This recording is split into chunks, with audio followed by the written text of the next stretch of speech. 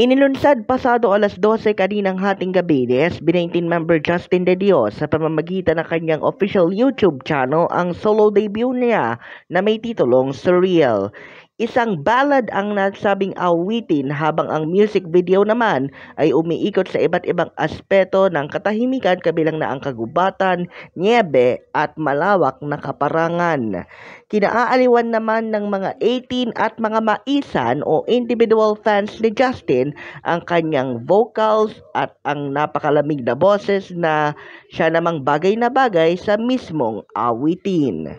Si Justin ang mismong kompositor ng Surreal habang nagsilbi namang music production mixers ang magkapatid na SB19 leader Pablo at si Joshua Nase na mas kilala naman sa alias na Josue.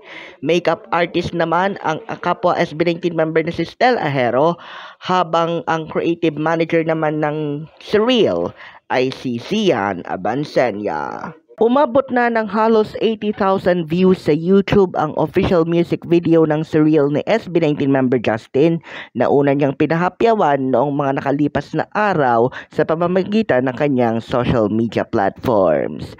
Para sa Mabuhay Radio News na walang takot at walang pinapaboran, ito ang Senbatsa Patrol No. 2, Stephen Saraspe Perez.